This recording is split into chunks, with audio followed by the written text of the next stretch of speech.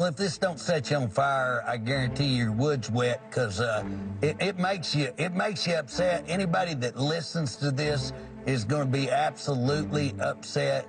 There is outrage in Oklahoma right now as a teenage rapist who could have gotten almost 80 years in prison for violent attacks instead doesn't have to spend any time behind bars at all. He is being called the new Brock Turner, as you have parents, community members, at least one lawmaker. They are crying foul over this sweetheart deal. We are going to be sitting down with a content creator and reporter who has been covering every aspect of this case to try to figure out what happened here. Welcome to Sidebar, presented by Law&Crime.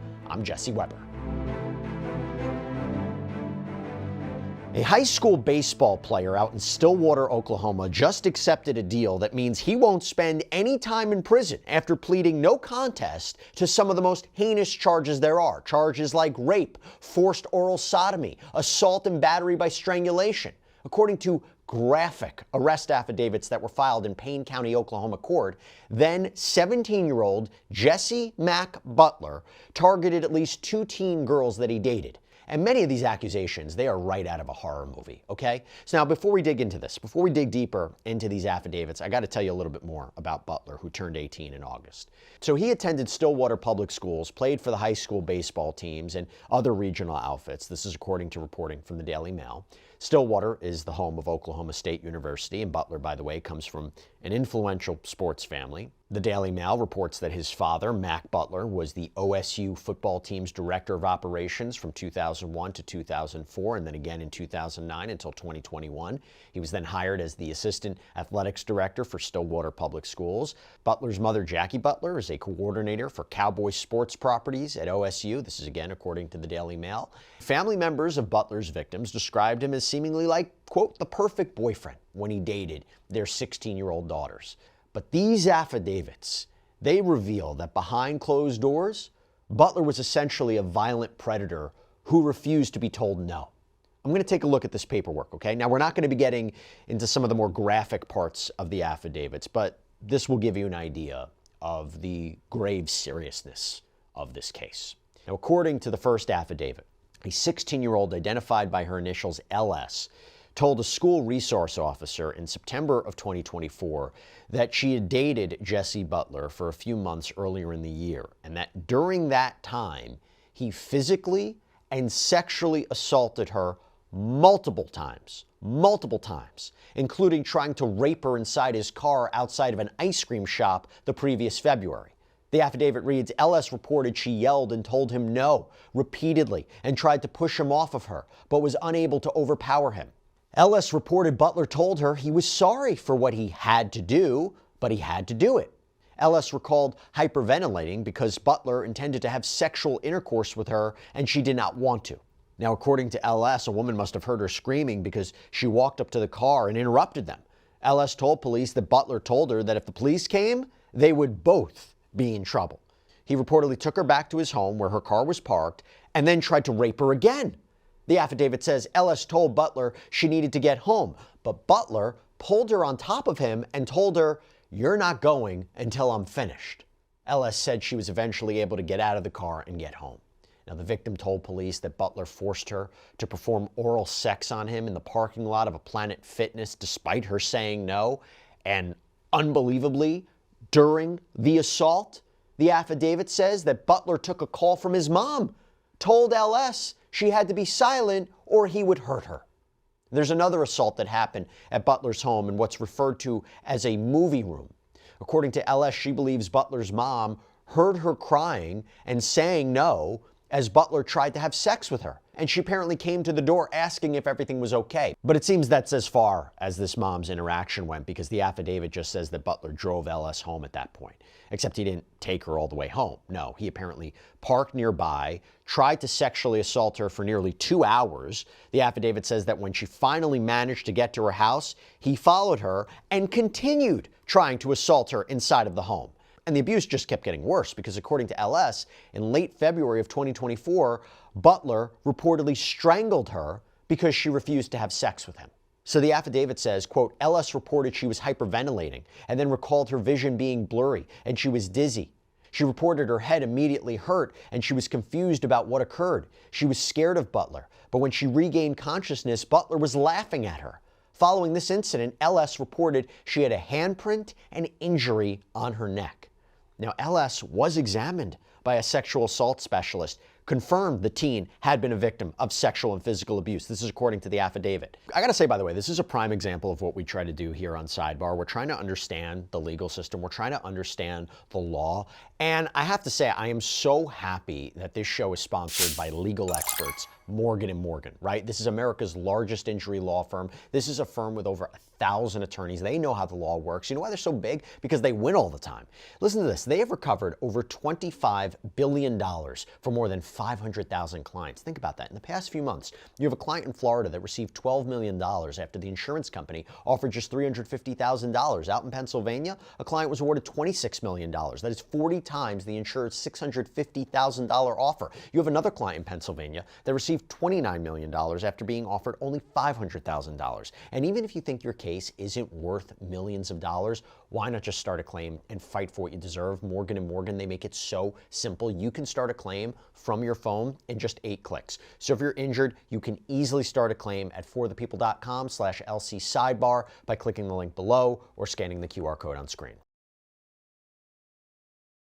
So Butler and LS, they apparently broke up in March of 2024. He started dating KS, and his disturbing and aggressive behavior, that allegedly continued. You have a second affidavit that details assaults that KS says she suffered during this relationship.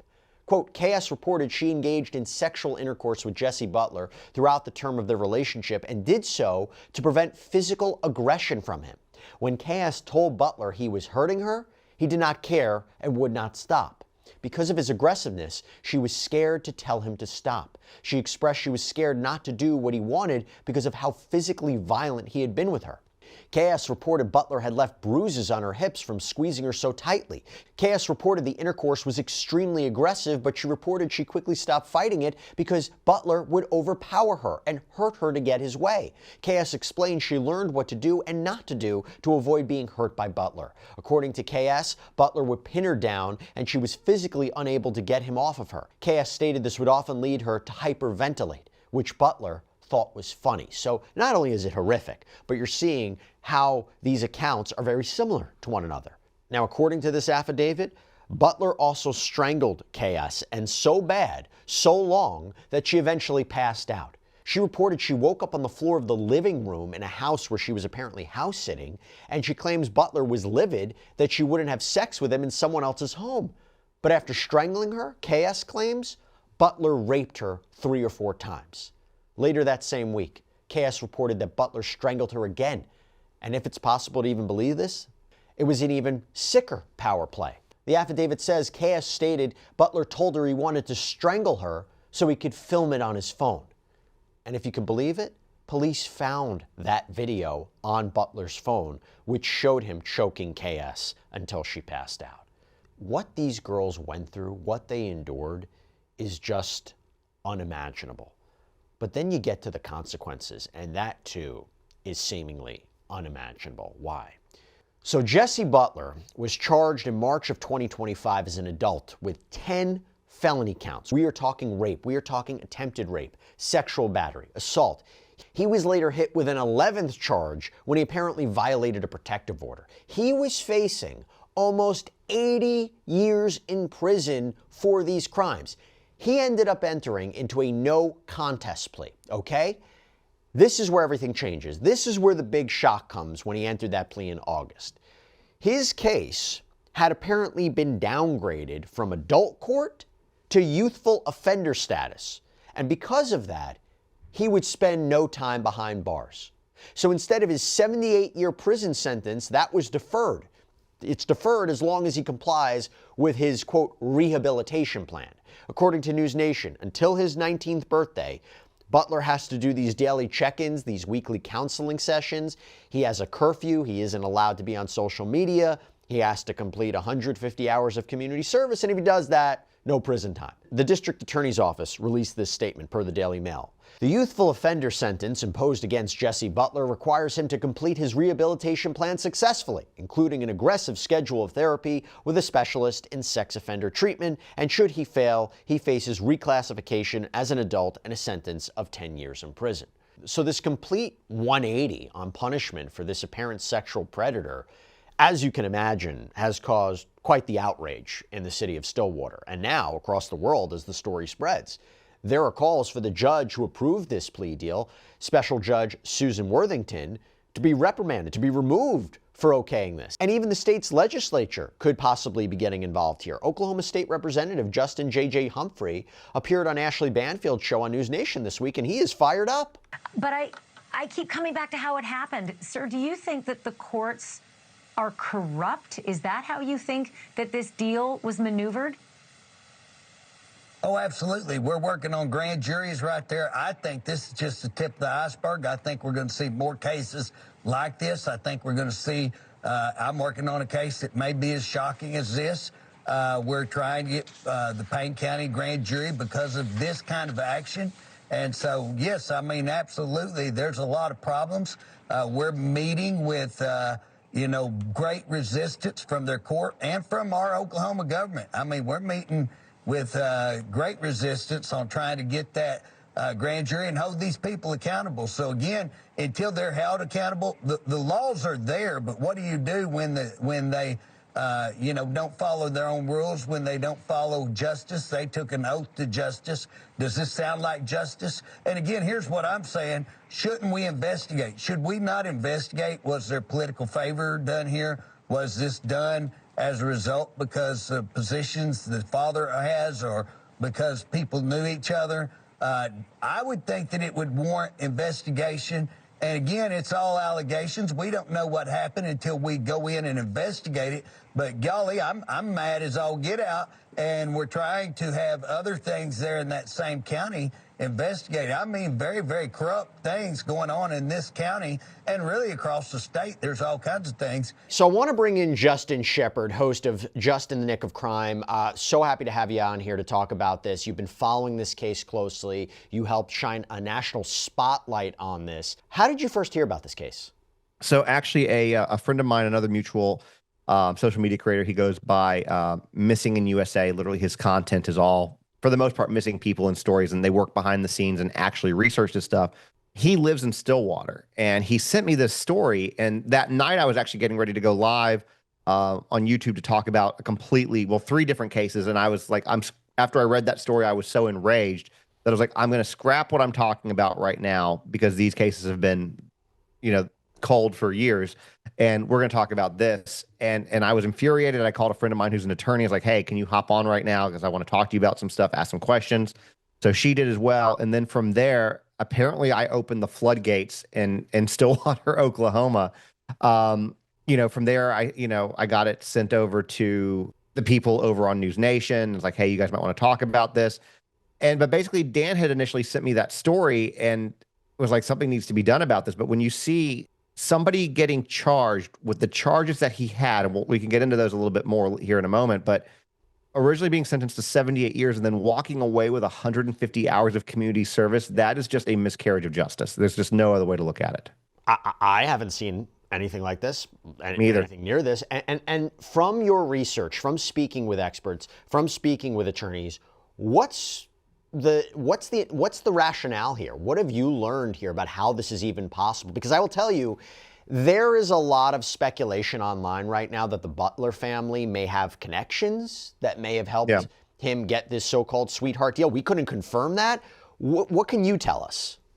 So I've spoken with some of the families as well of both victims who came forward against Jesse. There is a third victim who, if she hasn't come forward, but can you blame her when you look at this as the justice that they get?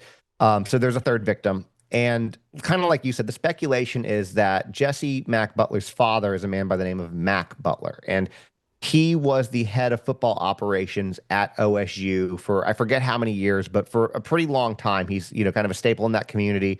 And when we're talking about Stillwater, Oklahoma, and we're talking about OSU, for people who don't know, Stillwater is the town that Oklahoma State University is in. So there's a lot of things tied to that. You know, Mack Butler, it seems that he grew up there. His wife currently works for OSU. His daughter works for the public school system there. He was apparently had been hired as like a coach of some kind for Stillwater High School as well.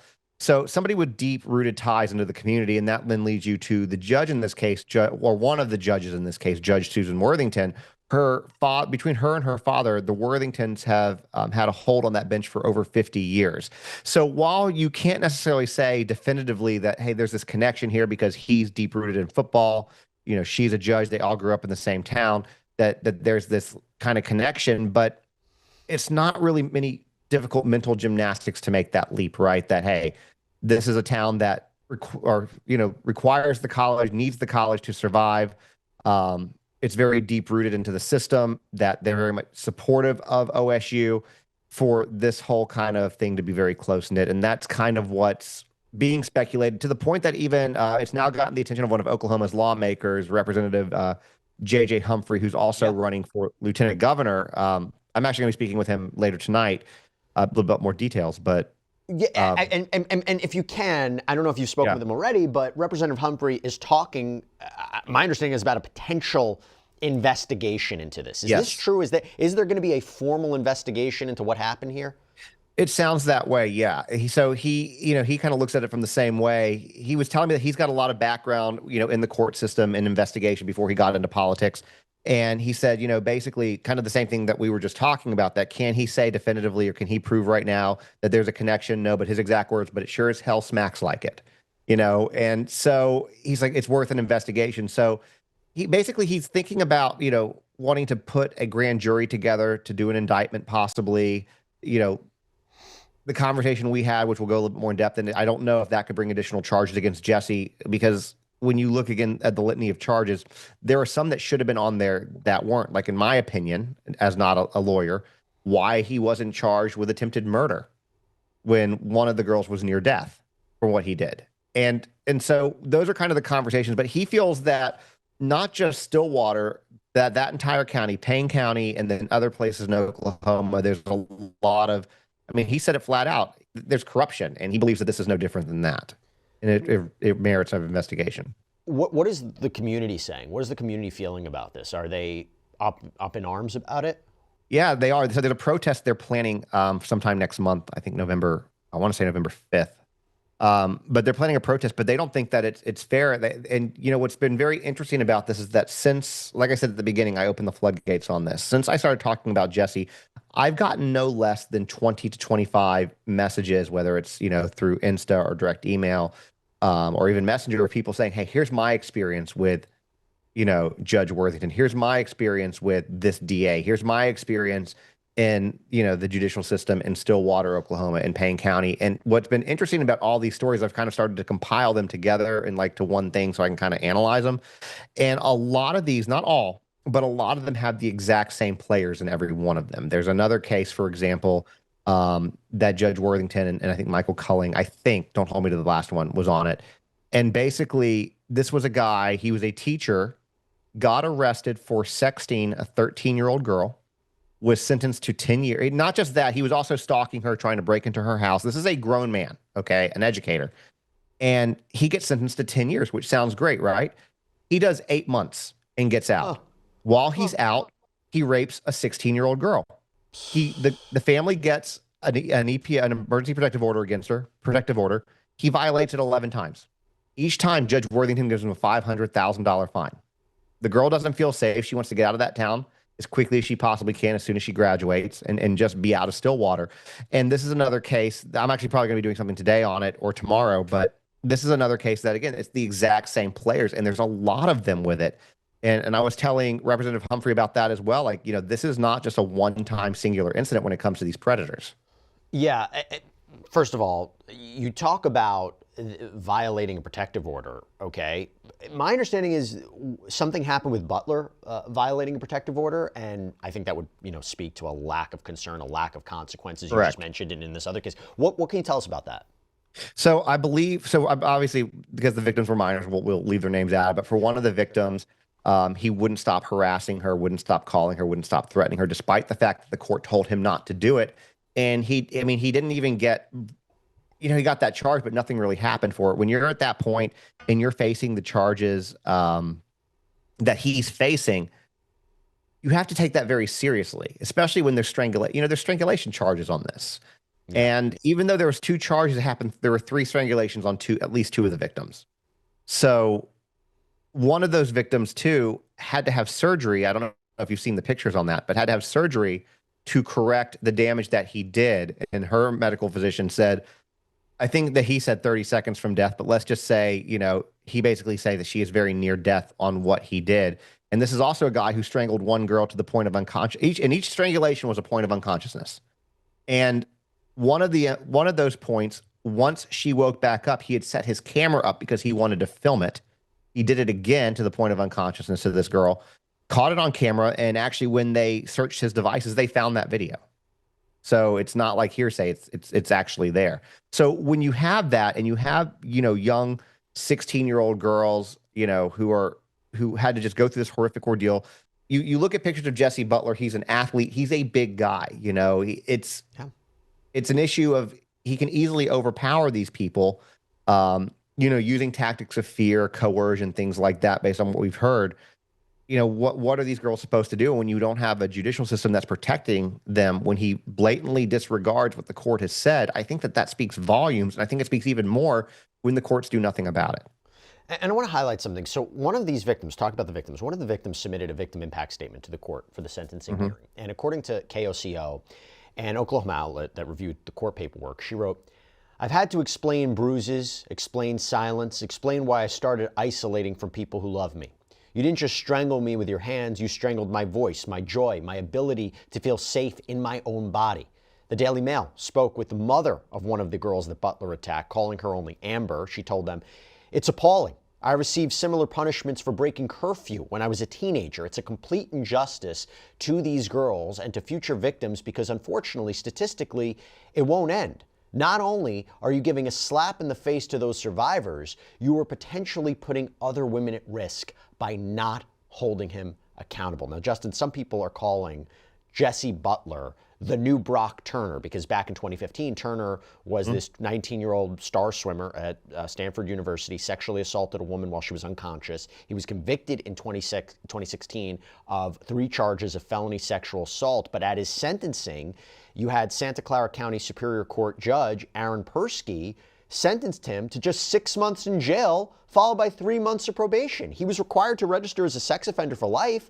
He ended up being released after just 3 months for good behavior. The judge in that case, by the way, ended up being recalled by local voters in 2018. The case influenced California's legislature to require prison terms for rapists whose victims are unconscious and change the definition of what rape means to include digital penetration. So there was an outcome there, but I feel like that's a fair kind of comparison, no? I think it's a great comparison because you have, rape by instrumentation, which is pretty much the same thing as, digital penetration. And I agree with you. And I think that with Brock Turner, who, by the way, I have been told, I've not researched on my own, that he has changed his name to Alan Turner so that I guess he can survive a little bit better. That was another travesty, just because these girls, they have to live with this for the rest of their life, what happened to them. And these people get off scot-free. What kind of message does that send? And I think that when you look at somebody like Jesse Butler, I agree with you. And, you've covered enough cases. I've covered enough cases to know that people like this, they reoffend. It's not a matter of if, it's a matter of when. And I know that I believe that we both know some of the same people. And Gabby Petito's family, they've really gone into domestic violence awareness and things like that, changing the law as well. Jim Schmidt, her stepdad, had told me that when somebody puts their hands around your neck, there is a 750% increased chance that they will kill you. So for Jesse Butler, somebody who has now comfortably strangled girls at least 3 times to the point of unconsciousness, filmed it, what's going to happen next? What's going to happen when he's now in college and all of this stuff is expunged from him, which, by the way, I don't know if you were aware of that, you probably were, that when he turns 19, less than a year from now, all of this stuff is expunged. It's all completely gone. Nobody knows about it except for what it's found on the web. But, what's going to happen when he's at college and now he's got alcohol? He's got access to things like roofies, inebriated states of some of these girls who are partying that should feel safe. What's going to happen when he's there and he does that and he takes somebody's life? Who's going to be held accountable then? And look, that's the importance of reporting on this and keeping it in the public eye. So it's not put, in the wastepan and no one knows what happened here. Something real happened here. And by the way, you and I cover these cases all the time. You know how difficult it is for survivors to come forward and explain what happened to them if there's not digital evidence to support it, if they don't have corroborating witness accounts, if there's not surveillance footage it's mostly based on their accounts. So not only coming forward and going through the process to explain what happened and going through the legal process, and now this is the result. Justin, that's why the work that you do is incredible. It is really incredible, and I can't highlight what you do enough. From what you've seen so far, how are these victims and their families doing? I mean, how are they responding to this? What was their reaction to all this? I explained it a little bit, but for the best that you can tell, I mean, how are they moving forward? It's interesting. So when you talk about the victims, I've spoken with Amber. I talk to her, almost daily at this point. And what people have to remember too is that when something like this happens, it's not just the girl that's the victim. It affects the entire family, right? So now you have a mom and a dad, advocating for their child, and people always say the same thing. And I say it even too. And I'll take a step back. I even told Amber, I was like, I don't know how you and your husband, y'all are better people than me, because I don't think I could just let somebody walk. Like, I would be okay catching charges. And she was like, we had that conversation, but we need to be on this side of some gates so that we can continue to help and advocate for her. But it affects the entire family. I think that despite all of this, what I'm learning is that I've not spoken to the girls, obviously. I'd rather speak to the parents because they're young. But from what I understand from the family, they are not letting this guy take their voice. They're not letting him have the power over him. And I think that that's a pretty incredible thing, because that's what a lot of this is about, right? It's about the ability to have power and control. And I feel too that with this story now getting more of the public attention, because originally it was being swept under the rug, that they also feel so much more supported, not only by their community, who's now more aware of this, but somebody said yesterday, made a comment on one of my videos, that, oh, I saw this on our morning news report in Oslo, Norway. And so really? This has made, wow. this made it all the way overseas. And I think that for these girls, they finally feel like, even if the court's not giving him justice, he can't escape this. He can't run from this. Yeah. And by the way, just so I know, have you heard anything from him, his family, his side? Have they reached out to you at all or anything like that? No, but if they did, I would talk to them. I'd let them have that opportunity. But no, they haven't. My guess is they're probably laying pretty low right now. What I have heard is that there's a group, a Facebook group, and I was sent a couple screenshots of it, where the family was reaching out to the administrator of that Facebook group, basically talking about how they're being threatened and how they're being harassed and things like that. And that basically that this was a big thorn in their side, is how I will word that. That's my words, not theirs. But I'm not saying that people should harass or threaten people at all. I don't agree with that, but for it to be a thorn in their side, good. I'm okay with that. Well, I think more answers are warranted, and I'm very curious to see what happens with your conversation with Representative Humphrey, to see what this investigation will look like. Justin, for anybody who's out there wants to see more of the work that you do, not just with this case, this story, but other stories that you cover, let everybody know where they can find you, because I think, again, you do really important work. Well, thank you. So I'm on pretty much every platform you can think of: TikTok, Instagram, Facebook, YouTube, Substack. And it's all the same name, Just in the Nick of Crime. So just kind of how it sounds. And I also have a website, JustinTheNickofCrime.com, which will lead you to all of my socials as well. So that's kind of where you can find it and what we do. And I do different things on all the platforms depending. But, this kind of stuff, this type of awareness is important. It speaks for victims everywhere. And if I can, too, plug this, I'm also working. This case kind of got me fired up a little bit, to the point, we cover a lot of things like this where you see predators get plea deals like this. And right now it's kind of a blanket statement, but I started a petition, which in 2 weeks has broken over 50, I think it's at 54,000 signatures right now, to stop these predators from getting plea deals. And I realize that that's a very broad statement, which once we have enough signatures, we can whittle it down to get a little bit more specific. But if anybody wants to sign that, that's linked through any of my bios as well. And, you know, once I get to 100,000, we can start taking it to some of the bigger representatives. That's great. That's great. Justin Shepard, thank you so much for taking the time. And just on a different note, great lava lamp. You know, nobody does the lava lamp anymore. And that, you know, that takes courage in and of itself. I mean, that's a great, it's, look at that back there. Nobody does a lava lamp. This is the like biggest that. one you can buy. Is that right? It is. It's like 27 inches or something like that. Yeah, well, now you're just showing off. Now you're just showing off about your lava lamp, and everybody sees that.